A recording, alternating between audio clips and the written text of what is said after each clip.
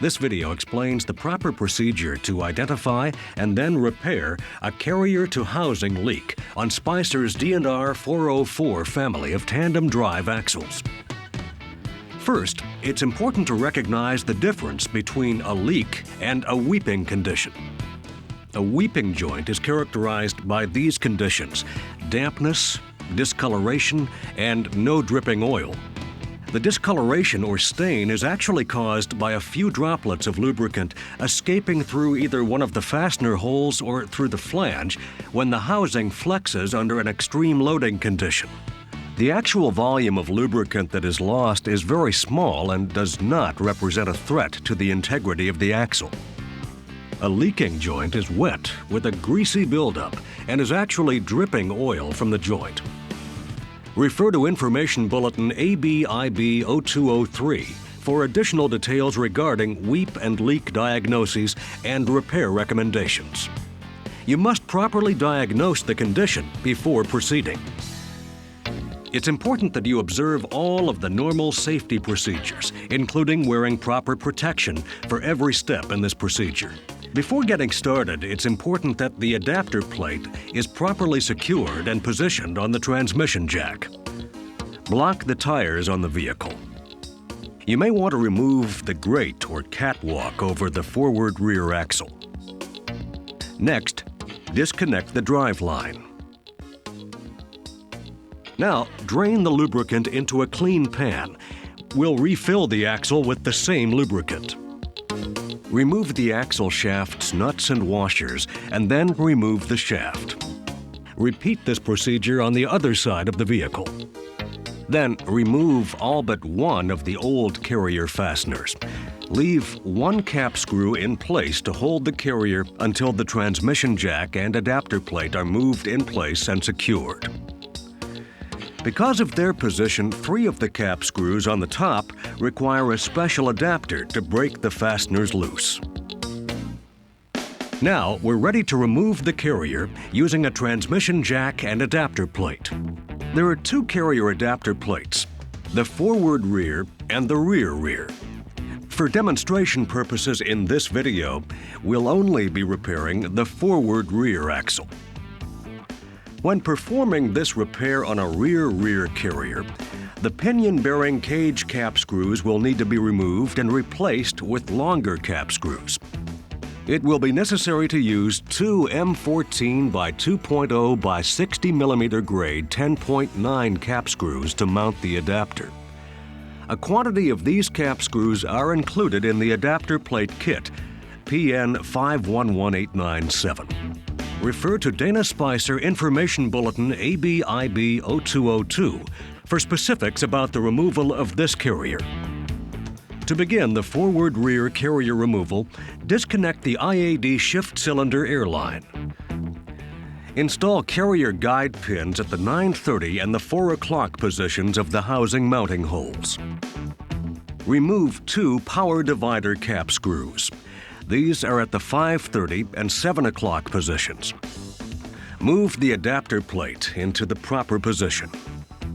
Some vehicles may set lower than others. If the adapter plate will not line up, it may be necessary to jack up the truck and put it on stands. Align the plate holes by adjusting the transmission jack table on the mounting plate.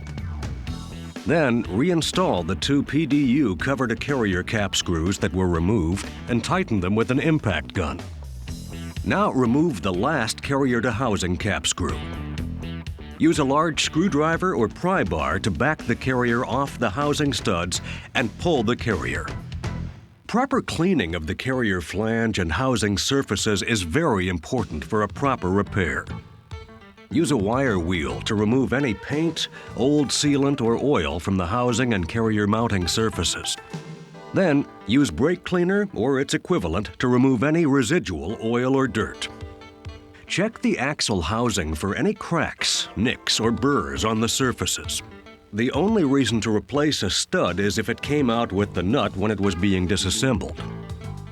Now, apply a 1/8 inch bead of Loctite 5699 Ultra Gray or Dow Corning 30100 automotive sealant to the housing surface. It's important to make a loop and apply the sealant around all the holes and studs. Once it's applied, do not spread or smooth out the sealant. Tampering with the sealant at this point could cause a bad repair. We're now ready to reinstall the carrier assembly. This is very important. The carrier will move slightly forward when it is removed from the housing, and the transmission jack table must be adjusted to compensate for this movement. Adjust the jack to start the carrier on the alignment studs. Push the carrier in so that it just makes contact with the housing studs. It's important that the carrier is at the same angle as the housing. Make sure that the carrier flange is just touching each of the studs. Again, the gap between the carrier flange and the housing ring should be even all the way around. Rotate the input shaft to align the output side gear splines to the output shaft. Raise or lower the assembly until it slides into place. If it does not slide easily, check the carrier to housing alignment, right to left, top to bottom. Before removing the adapter plate or the alignment studs, install at least one new carrier fastener to hold the carrier in place. Disconnect the carrier adapter plate from the PDU cover and remove the alignment studs. Apply Loctite 277 to the threads of the original cap screws, then reinstall and torque to 114 to 140 foot-pounds. Install the remaining carrier fasteners and washers supplied with the kit. Remember, the top 3 fasteners must be torqued using the special adapter and a torque wrench. For all the others, tighten them with an impact gun in a crisscross pattern. Most half-inch drive impact guns have a maximum torque of 250 to 300 foot-pounds. After all the fasteners are tight, verify one cap screw with a calibrated torque wrench. Also, remember that if you use a socket with a swivel or an extension, you'll get less torque out of the impact gun. These fasteners should be checked with a torque wrench. Reconnect the IAD shift cylinder airline. Reinstall the driveline. Remove the old gasket material from the axle shaft flange and the wheel hub surfaces. Clean the axle shaft flanges and the wheel hub surfaces with brake cleaner or its equivalent. Install a new axle shaft gasket. Reinstall the axle shafts. Install the washers and nuts and torque to the proper specifications. Finally, install the housing drain plug.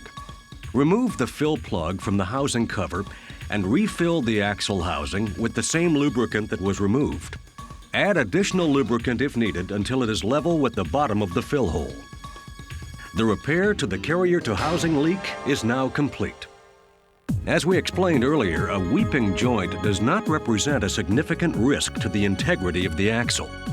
However, if, for example, a customer insists that a weeping axle is repaired, the following procedure has proven to be very effective in stopping a weep. Safety is very important. Always follow proper standard safety procedures and use the necessary safety equipment when required. Block the tires on the vehicle. Back out every other carrier to housing fastener or nut 2 or 3 full turns. Now, one fastener at a time, apply a few drops of Loctite 290 behind the bolt head or nut. If flat washers are used under the fastener or nut, the Loctite must be applied to both sides of the washer. Now, tighten the fasteners with an impact gun. Then use a calibrated torque wrench to verify that the impact gun is putting out a minimum of 250 foot-pounds. This is important. After applying the Loctite 290, the fastener must be tightened within 3 minutes. On the forward axle, you'll need to use the special adapter to torque the top 3 carrier to housing fasteners. Now, go back and loosen the fasteners not done in the first step, and repeat the procedure on every other one so that all fasteners have been treated with the Loctite. The weep repair is now completed. If you have any questions, refer to the printed information bulletin or call the Road Ranger call center. at 1-800-826-4357.